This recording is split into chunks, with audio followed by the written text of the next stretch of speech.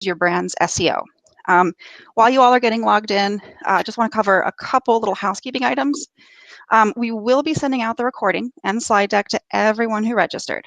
We're also going to be taking questions at the very end. So please feel free to bring up any questions or things you need clarification on in that chat box. It should be in the lower right-hand side, depending on what device you're on. We're going to do our best to get to as many of those questions as possible, but we're going to follow up with you on a one-on-one basis afterwards if we need to. We really want to make sure that any questions get answered. Also, stick around, please, to the end if you can. We have some awesome resources for you. So that being said, we're going to go ahead and dive into some introductions. I am joined today by Brittni. How are you doing today? I am great, Lexi. How are you? I am awesome. Excited to get started. Me too. So I'll quickly dive in since you guys haven't heard my voice yet. My name is Brittni. I'm a VP here at Influence & Co. We're a content marketing company that helps our clients leverage their internal expertise in front of their audience for specific business goals. Lexi, back to you. Yeah, absolutely. My name is Lexi St, as I mentioned. I am the Director of Marketing here at BizIQ. We are a small business SEO and website design company. Again, we serve mostly small businesses. I've been in marketing for about 11 or so odd years. I consider myself a marketing geek, and I absolutely adore content and content marketing. So this is a topic that I am super, super, super excited to dive into.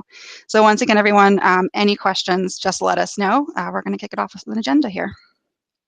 So guys, we're covering quite a bit today. We want to give you guys a good primer of search optimization, what it is and how content relates to it directly. And because of where our audience fit is, we will be tailoring, especially on Lexi's end, quite a bit of this to small to medium-sized businesses. We want to make sure we speak directly to the way that SEO affects you and your business. So we're going to cover different tools. We're going to talk about how SEO works, how content works within that different system, and then really how to track and understand it. We're hoping to equip you guys well with, again, foundational knowledge of what SEO is, break down some of these acronyms, and better explain what's going on here. Perfect. And with that said, let's just go ahead and dive right in. Why SEO? Okay, so according to Content Marketing Institute, 61% of marketers actually cite changes to SEO and search algorithms as the content issue they are most concerned about. But here's the thing, SEO is not just something that marketers need to be concerned with. It actually has a direct impact on the businesses who hire us marketers as well. Literally every business is impacted by SEO. So why is that? Well, your audience, these customers and would-be customers, they need answers. And where are they going to look for those answers? Obviously, search engines like Google, for example, right? SEO is simply the process of optimizing a web presence, usually your website, in a way that helps it gain rankings or visibility on a search engine results page. So basically, it's the process of trying to get your website to the #1 spot on Google. So this whole process is accomplished using a bunch of different techniques and tactics, but really at its core, it's driven by the use of keywords. So you're probably familiar with this already, but those keywords are actually just the phrases and terms that we all type into search engines every single day when we're looking for something. So why SEO? Really, at the end of the day, it's going to allow your business to deliver your unique selling proposition right to your prospects at the exact moment that they're searching for the products and services you provide. It is a super targeted, intent-focused, and really efficient way to market. It's a lot different than, say, for example, paying for a phone book ad, where you might just be paying for eyeballs on your ad, really regardless of whether or not those people need your services.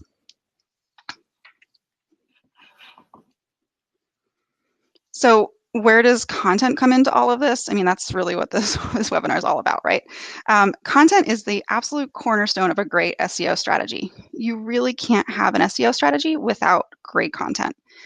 Content is the thing that's going to be able to enable us to implement our SEO strategy and to get those results. It's a process that starts with optimizing a website to lay the groundwork, which over time is going to lead to increased search engine visibility, more leads, more conversions, and ultimately winds up creating a way for us to have an always evolving funnel of consistent opportunity. It's not a one and done strategy, but the right kind of content can really achieve all of these things and really set us up for long-term SEO success.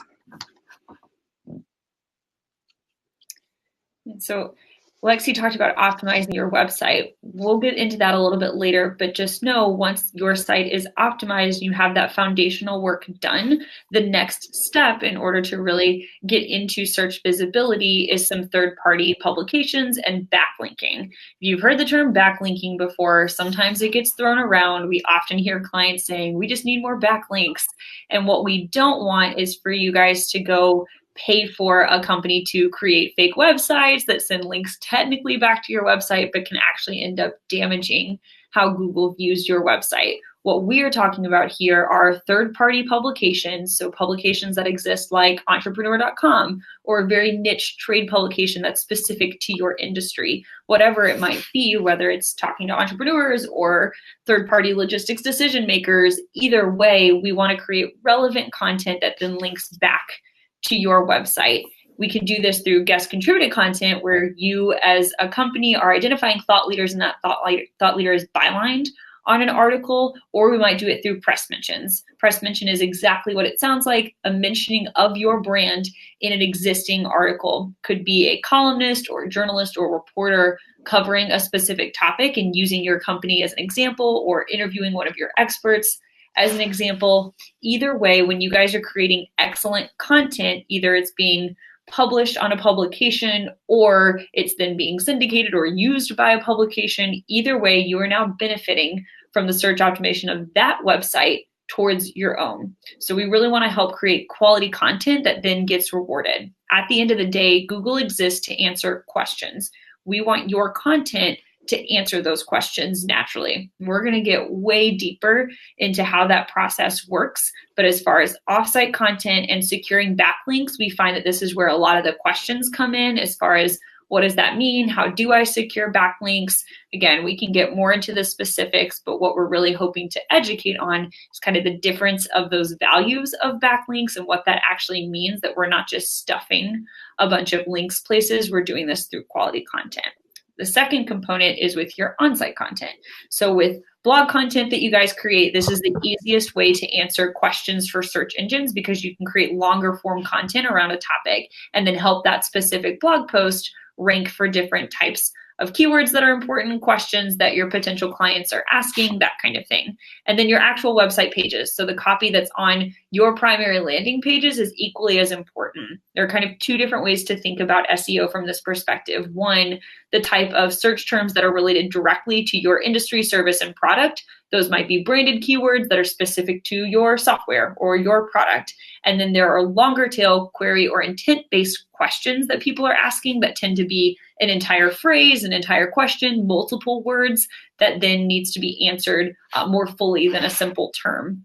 Both are going to be appropriate, both are necessary. Blog posts tend to fall into the second category, answering those longer questions. And then your website copy is often able to answer some of those shorter keywords that you're also going to need in order to rank. Perfect. And then remembering that, content really exists to answer these questions and Google exists to find these questions is going to be really important as we move through this webinar. Just keep that in mind because SEO can seem like a really technical, confusing kind of thing, but at its core, it really is content based. So just keep that in mind as we move forward. That said, there are a couple things we need to have in place before you create content. So before you whip out those laptops and start cranking out blog post after blog post, we just want to make sure that we have a really solid foundation to build on. First, you're going to want to make sure that you start with a technical audit of your website. You need to make sure that there's nothing holding that website back from being indexed by search engines. If you can't be indexed or there's technical issues that are preventing you from actually improving on your website's rankings, all that great content that you're working on and that you're going to be working on is not ever going to be seen. We don't want that. You don't want that. Nobody wants that. A technical audit is going to tell you what's going on and what, if anything, actually needs to be fixed on that website. Again, as we mentioned before, stick around until the end. We're going to have several resources and other great goodies for you, but one of those things is actually going to include a technical audit of your site, so we can give you a head start on that. Now, there's a number of things that we're going to look at during an audit, and a lot of it is back-end or behind-the-scenes type stuff on your website. We're going to look at the sitemap, things like the robots.txt folder, the formatting and content of page titles, how quickly your website loads, and this is a really big one, especially these days, your website security. Google is never crystal clear on just exactly what they expect from a website, but there are some things that we know for sure. We know that they want a website that is overall well optimized, responsive, or mobile first. That means that it's a website that was designed with mobile users in mind or responds accordingly depending on what kind of a device you're viewing it on. This is super important because it shows that you're considering the fact that a large percentage of users these days are navigating the web on mobile devices and that you're building your site accordingly.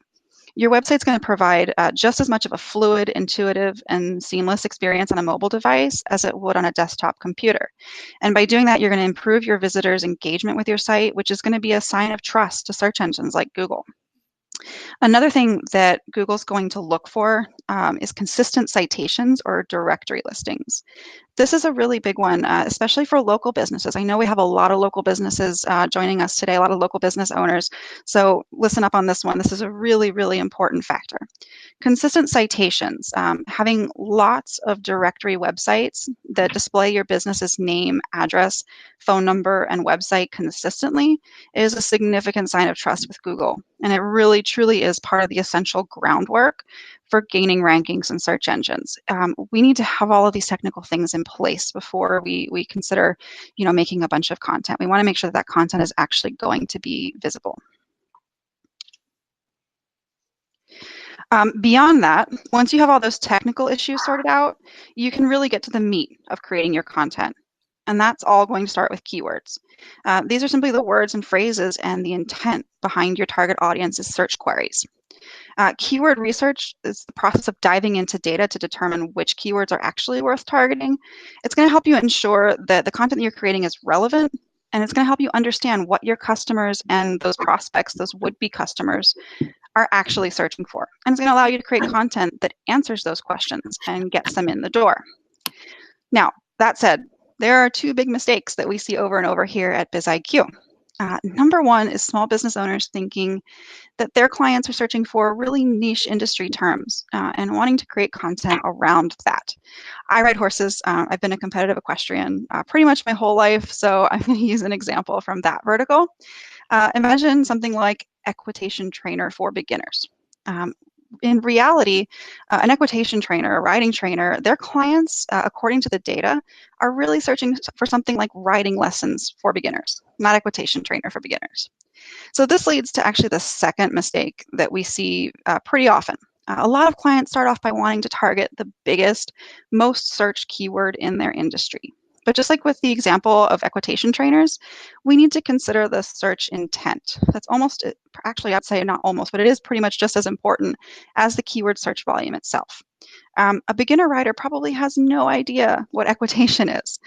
They're at the very top of that funnel. They're at the awareness stage. They don't really know what they need at this point.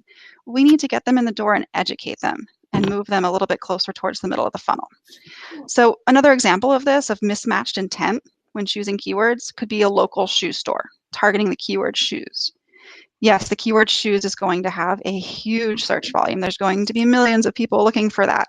But what is that going to lead to if you target those sorts of keywords? It's going to lead towards a strategy, a content and SEO strategy that puts you in a position where you need to compete with companies like Amazon or other big household names, for example, that sell shoes online. If you're a local shoe store, a better bet would be to target something like shoe store. It might not have millions and millions of searches every single month, but it's going to match your client's intent most closely. So there are multiple types of content that fall into SEO focused content pieces that would make up the strategy that Lexi has kind of been building for us. She mentioned that there are going to be different types of questions and phrases that your potential customer is looking for based on your industry, their needs, and where they're at in the process. And I know something that both BizIQ and Influencing Co shares is a desire to help you guys understand how to meet your potential customer where they're at, not where you necessarily like them to be. So for the shoe example, while it would be great if someone just searched shoe and found your local shoe company, unfortunately, that's so noisy out there that that's likely not going to happen. But we do know that there are things that they may be looking for that would help kind of pave the groundwork for getting them to you. So one of those ways I mentioned earlier, guest contributed articles, these are going to be most appropriate for someone who is in an industry where you really need to do a lot of education. So that might be business to business, it might not be, it might be an evolving business, or you might be in a space that's totally new and needs quite a bit of information around it in order to help people conceptualize what you do, why you do it, that kind of thing. If that is the case, then guest contributed articles, as I mentioned before, are ones that are bylined by one of your experts and tend to be very high level. So they would meet people when they are at that searching process. So this might be speaking into a pain point. To go back to Lexi's writing example, if someone were searching, what steps do I need to take before learning how to ride a horse? There could be a full form article on the 5 things you need to do before hiring a trainer or something like that.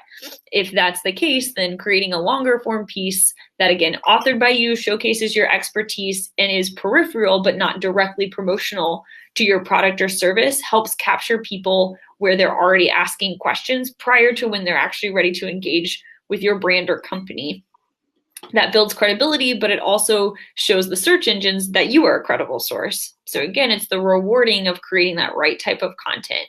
When search engines see that there's a valuable piece of content that is getting a lot of viewership, engagement, answers a question well, they're going to reward you for that as you move up in rankings. So this is a great way to, again, tap into another website, a third-party publication's already established SEO value, and then, again, link it to some of your own. Another opportunity to do this, which tends to be a little bit more appropriate if you are a direct product, would be the press mention side. So again, this is where you would get a direct mention of either your product, your service, your company, or one of your experts quoted in a larger piece. So whether that's at the local level, getting you mentioned as one of the best new restaurants to check out, or whether it's at a national level, getting listed as a top resource for small businesses, either way, being mentioned in some of those other publications does that same kind of value that a guest contributed content piece would do. They're just 2 different forms of published piece.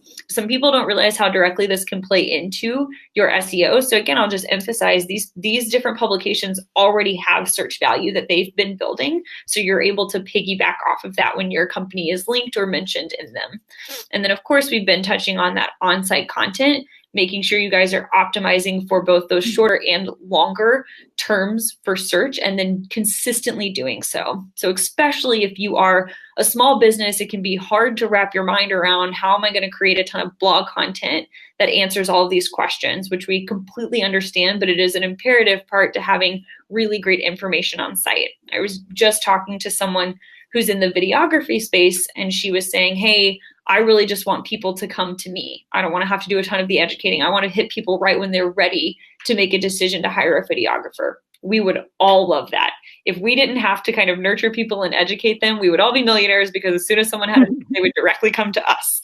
Unfortunately, that's not usually the way it plays out. We have to do a bit of education first and then kind of move people along that decision-making process. So when they see, even if you are a product-based company, if they see that you are a trusted source for the things surrounding that product, they also are able to more naturally find you. And of course, again, the search engines are going to reward you for creating that valuable content.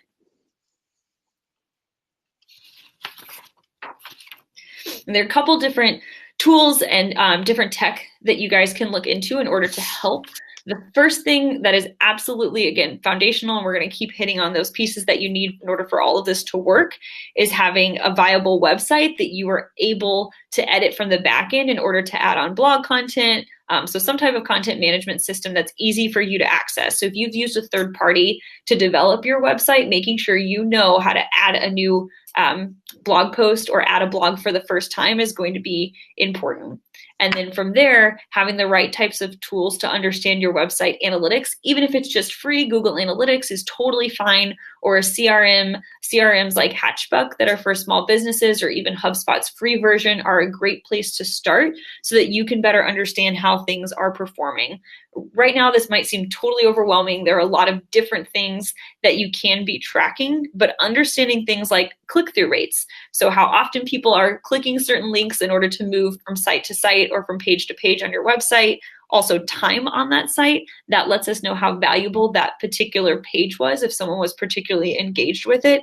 And then the conversion rates from certain search terms. So seeing how often someone searched for a term and then came to your website. Those are all some primary metrics that are really going to help you guys understand how well your content was able to meet audience needs. You might kind of be thinking, okay, but that's not a direct sale. And that's true. We're not strictly talking lead generation. We're also talking visibility. And with search, both go hand in hand. So again, we want to make sure that you guys are publishing fresh content. That's another thing that Google and other search engines is going to reward, is seeing that you are staying consistent and that content is new and updated pretty consistently. And your technical site audit and your keyword audit that Lexi mentioned earlier are going to help set you up for success here. So I started touching on some of those different metrics to monitor your success, and I mentioned a couple tools here too. So for search visibility, we really love and recommend looking into a tool like Moz or SEMrush. And then when it comes to your keyword rankings, again, Google, the whole Google suite is going to have a ton of different things that you guys can use, but Moz and SEMrush are also two things to keep in your back pocket. I mentioned some of those different metrics that we would love for you guys to be looking at when it comes to search. And again, I know this feels or can feel like a lot if you're approaching search for the first time, but all of these point back to how visible you've been and how easily people can find you. So the time on your site and how much time they're actually spending on your different web pages, pages per session. So how many different pages they're clicking through. If you find that people are just bam, bam, bam, clicking through things, they're not a very engaged person. They're just constantly kind of going through your different pages. You want to make sure that they are moving through different pages, but probably not rapid fire. Bounce rate, how often they're getting on site and immediately leaving, and then different ways they came to you, because that also lets you know, especially as a small business, where to invest or where not to. It lets you know which of your channels are worth continuing effort for. So again, this is just some of the things that we want to get in your head as far as how do we even track what it looks like to be search visible. Perfect. And just one little thing to add on this. If you are not doing this yourself and you're working with an agency, I would just really encourage you, even as a small business owner, to talk to your agency, talk to your account manager, see if you can get yourself into the analytics to take a look for yourself and have them actually share the screenshots and the access to the tools that they use to measure your success. You don't want to be in a situation where you're not sure what the different metrics mean or whether or not your campaign is really hitting its targets. So make sure you get access, ask lots of questions, follow up and just double check with other people as well, and say, hey, does this metric that I'm being shown, does this really matter for my campaign and my particular goals? Be an active participant in your campaign. All right, so we've talked about laying the foundation, what kinds of content you need to create, the tech and tools that you might need to do it, how you can monitor some success, and how you can take that success even further. Well, let's talk about that. In my opinion, content should never be a one and done kind of thing. It is not enough to simply create a blog post, click publish, and just leave it for the world to find. Even the best content is not going to get found that way. So two super accessible ways to do this are actually through organic promotion on social media and also paid promotion. So organic promotion is simply the process of sharing your content to social media. We're all really familiar with this. It could be social media platforms like Facebook, Twitter, Instagram, Pinterest, Reddit, whatever properties you use in your business.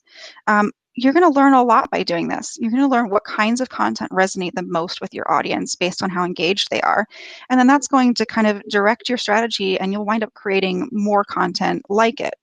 Another thing that you can do that I strongly recommend is don't just share it one or two times. Have a schedule where you're sharing the content that you create and the content that's shared for you or created for you. Share it multiple times, whether it's 3, 4, 5, 6 times over the course of a couple of months. You're going to get a lot more from it that way. You should always be repurposing that content and resharing it. Another benefit that you can get from that, something that you can learn from that, is as you're sharing this content on your social media platforms, each time change the post a little bit. Change the way that you word that social media post, whether it's a slightly different title or a slightly different description. As you do that, you'll just learn even more about what works for your audience, and it'll guide you in creating content moving forward. So beyond organic amplification of your content, paid distribution is another really powerful way to boost the reach and impact of your content among targeted, qualified members of your audience that are not currently following you. Targeted amplification via social media, whether it's Google Ads or working with influencers, Facebook ads, that can really help you deliver that content to the exact people it's designed for. Paid promotion on social media is a really amazing tool that's often overlooked, I think. You can get extremely, extremely granular in the way that you target this content. You can deliver a very specific piece of content to a very, very specific audience, and the return on that is often great. It's a very, very powerful tool.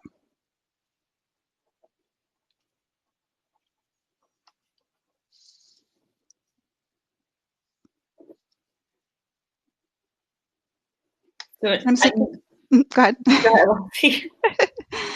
I'm seeing some great questions coming in. I just want to remind everyone that we're going to get to questions at the end. And also, yes, we will be sending out the slide deck just at the end of this and the recording as well. So if you missed the first bit of it, no worries. Thanks for joining us. And I will turn it over to you. So another big foundation for us on the way that we look at SEO, and Lexi, I know that we agree on this, is to always remind people that SEO is people, meaning when you guys are writing content, you are writing it for a human being at the other end of the screen who is trying to find information and not an algorithm that you're trying to hack. So if you're ever talking to a company or thinking through a strategy that sounds like it's going to hack your way to a first page ranking or something that sounds equally as sleazy, the answer is we are writing for human beings who are searching, and the way that we search is not always totally coherent. And if you think about the last time you were looking for a restaurant locally or something like that, I could tell you if you pulled up my search results right now, I'm in knee deep in wedding planning. I was just sharing with Lexi, I'm 1 month away from my wedding today, but if you look at my search history, it is things like antique furniture, St. Louis rental, question mark. No sense. Makes no sense. Makes sense to me. I know what I'm looking for, but the search engine has to take that and then again create the right type of content in order to get me where I'm looking. So we really want to provide a user experience that shows them you understand where to meet them where they're at. Natalie and I were just recently talking about a client that we love that's in the fitness space, and they have a really big mantra of meeting people where they're at in their fitness journey. What that looks like for them is creating content around relevant myths or dispelling them. So even questions that feel like the wrong terminology for you, as Lexi mentioned earlier with her equestrian example, or something that's a little rudimentary for your space could still be appropriate. So for our fitness client, what that means, sometimes people are searching things like, how do I lose 10 pounds in 2 days, which is not a thing that happens safely. Our fitness client wants to make sure that they're answering that question with educational materials that naturally points them back to their service and product. So it's okay to create some content that feels peripheral to what you're doing, again, if the human being at the end of the screen is looking for that information and you know that you could be the right answer for them. Yeah, this is a big one for us over here at BizIQ. We pretty much have this up on our wall in huge letters, and I would like to just paste it everywhere. SEO is people. It's kind of our mantra over here. It's so important, especially with the way that SEO has evolved over the years. There was a time when you would see websites and the content on the website would be something on the lines of best plumber in Oklahoma City, Oklahoma, searching for plumbing in Oklahoma City, Oklahoma, and it would basically be repetitive keywords over and over and over. That's called keyword stuffing. And you may still find, a handful of sites out there that still do this, but Google has gotten smarter. Every single day, Google gets smarter, and it knows the intent behind those kinds of websites and those websites that employ that kind of tactic.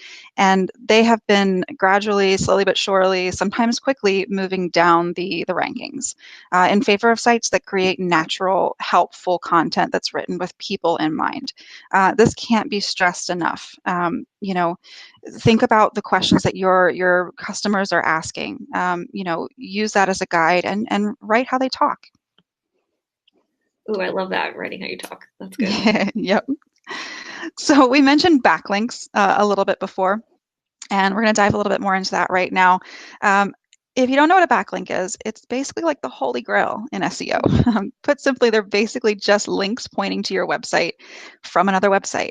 But they are consistently cited as one of the top ranking factors search algorithms look at when determining which websites to rank and which websites not to rank. So links from higher authority sites show Google and your audience that important online sources find your content valuable and helpful. The more content validating links you earn, the more credible your content appears in the eyes of search engines. Now, on the other hand, links from spammy sites can actually hinder your rankings. And in extreme cases, they can even lead to de-indexing, which basically means just being wiped from search engines. This is why it's super important to actually have a link building strategy in place and to just be really conscious about the links that you're obtaining for your website.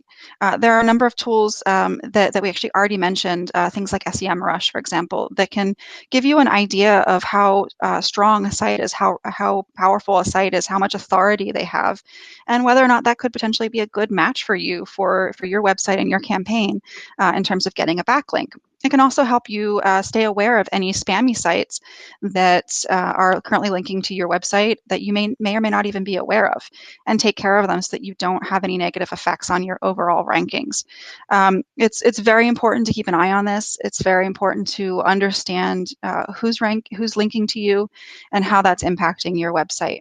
As a general rule, things like .edu and .gov sites are very, very strong. That's a strong signal of trust to Google. But don't underestimate a niche blog, for example. There are plenty of great blogs out there that have a really strong domain authority that would be a great target for you in terms of obtaining one of those backlinks. Yeah, this is something that we often preach ourselves. I cannot second everything that Lexi said enough. As far as backlinks go, we feel like there's a ton of misinformation around them. And it can be very, very hard to kind of differentiate what a good backlink is versus one of those spammy sites that Lex was referencing. We have had clients who have had horror stories where we've gotten in there, looked at some of their links and found them to all have been incredibly spammy. And we had to do a ton of work to try to counteract those, to get those removed if possible. It is a huge headache. SEO is already a long game that you have to play. Please don't truncate it by potentially harming yourself with a backlink that isn't as credible. And Lexi is right. They are the holy grail. It's like having a big third-party stamp of approval on how great and valuable your content is. So we will keep harping on backlinks as being a great way to do this, but we always want to approach it the correct way. Lexi, you actually took most of the things that I wanted to hit on anyway, so we're covering that super thoroughly. I'll just lead us right into some of the resources that we have for you guys. And I see you on the chat asking for some specific tools. We are happy to hit on some of those as well. But just so you guys know, on our end here at Influence & Co., we're providing you with the Content Marketer's Guide to SEO. So it's an in-depth look at how to increase your search engine optimization, specifically with organic content. Then we have the Ultimate Guide to Distribution, which is looking at all those different ways that you can maximize the reach of the content that you've been working hard at creating. We're happy to do a free consultation. We'll walk you through our content marketing assessment and help better understand what you're currently doing, where the opportunities are, what SEO approach might be right for you, etc. And then we just launched, it's not on here, but we just launched today a new article on how to keyword correctly for content marketing. You can find that on our blog, but we will also send it out when we send out the recording. Highly recommend that you guys check that out. Again, I know you guys were asking for some specific tools. We'll hit on those during the Q&A section. Lexi, I'll let you talk about some of the cool things BizIQ is offering. Perfect. Yeah, I know that we covered a lot of different topics today. There's really a lot more to it, so we definitely want to give you an opportunity to kind of take a deeper dive into this. As I said, at BizIQ, we focus on small businesses, specifically small and medium-sized businesses. So we'd like to offer a small business guide to quality content that drives results. So we're going to actually break down how our top-ranking small business partners craft content and a content strategy that drives quantifiable results in their visibility and lead generation. We're primarily an SEO and web design and development company, but we provide really an all-encompassing marketing campaign for our small business clients. So we're going to break down what the content side of that looks like and how that really happens. Beyond that, we also want to offer you a local competitive analysis and evaluation. This is going to include one of those technical site audits that I mentioned before.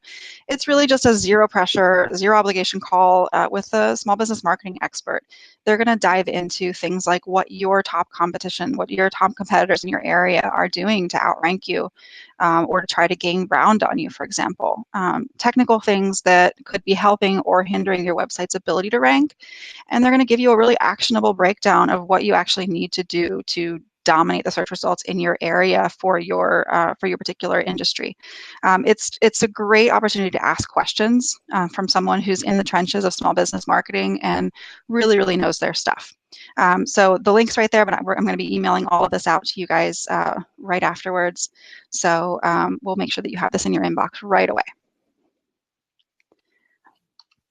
All right, so we do have some questions. And yes, just to reiterate what Brittni and Lexi have said, the 2 links that we shared with all those resources will be emailed to you along with the slides and the recording.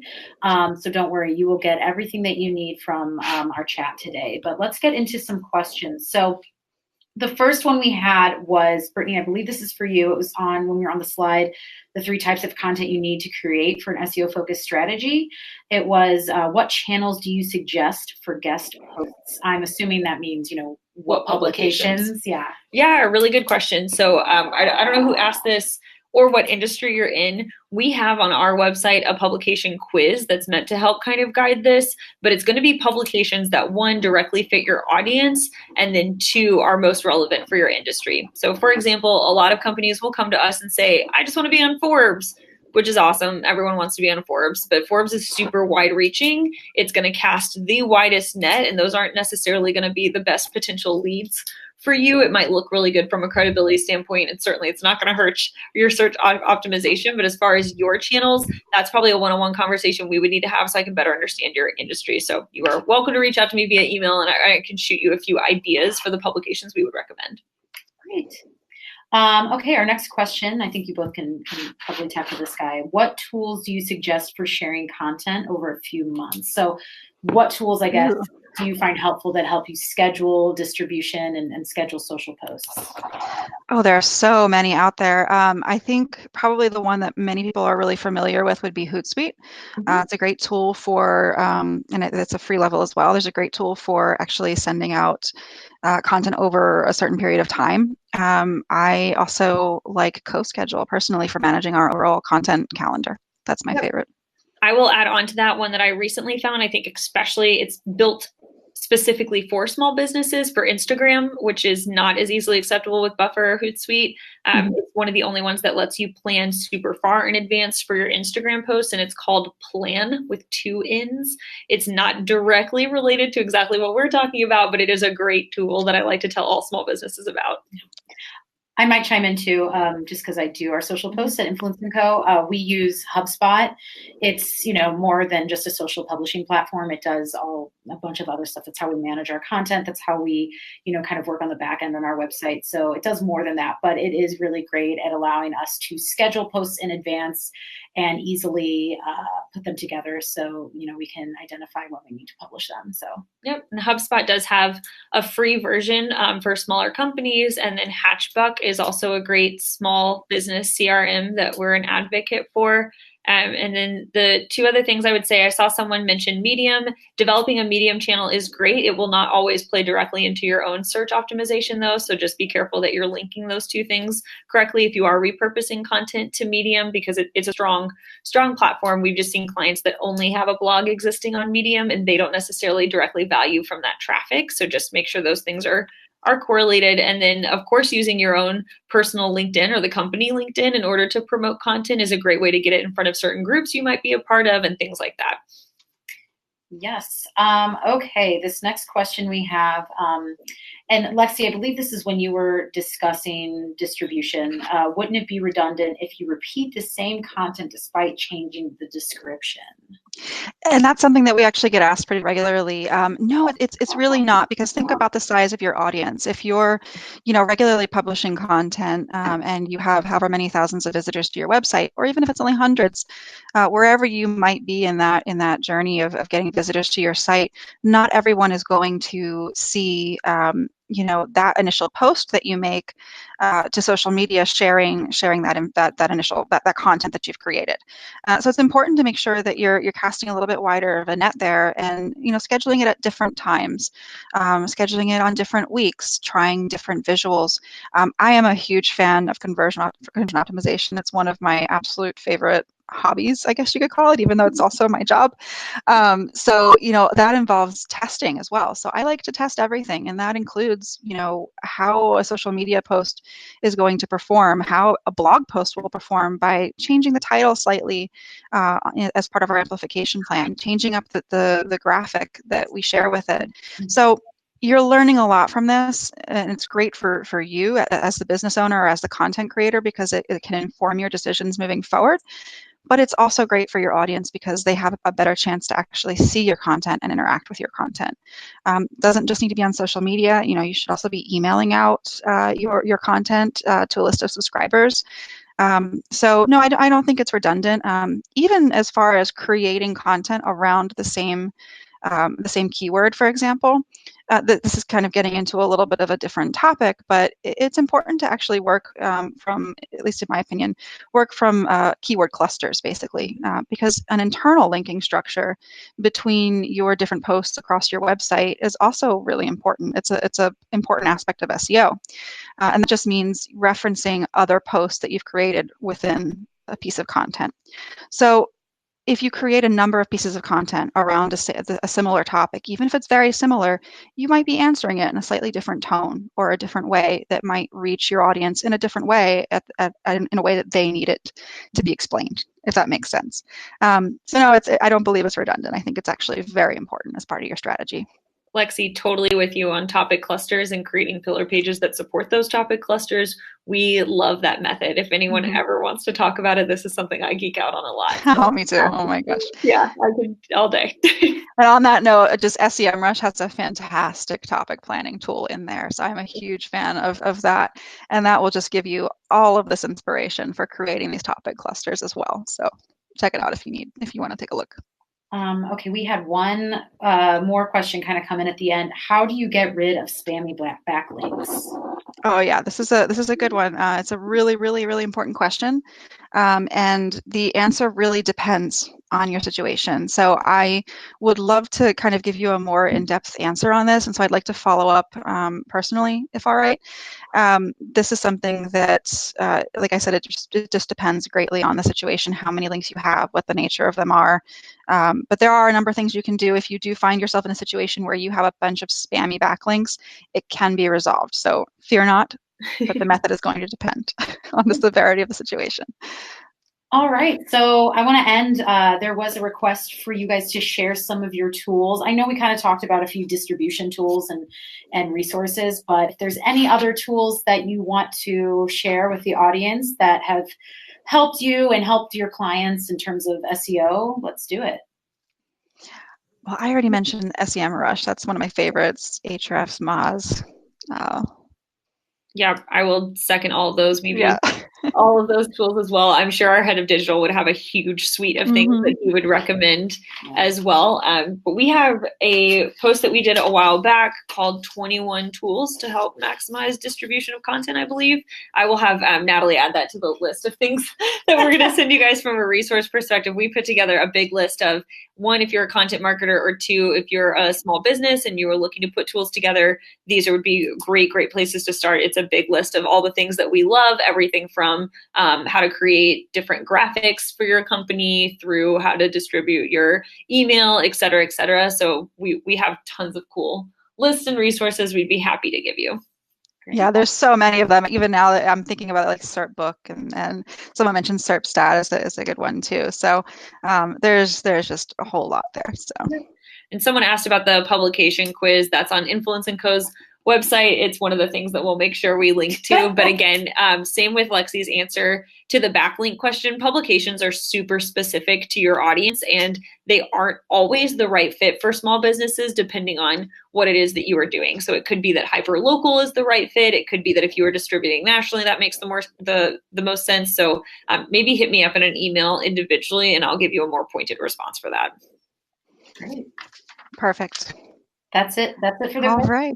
All right. That's it, folks. Well, thank you so much for joining us today. Again, we're going to be emailing out all of the resources, some of our favorite different tools and whatnot, and the recording as well. Again, if anyone has any questions afterwards, please don't hesitate to email us, or even pick up the phone and give us a call. Again, I'm Lexi from BizIQ. And I'm Brittni from Influence & Co. Thank you guys so much. Thank you. Take care. Bye.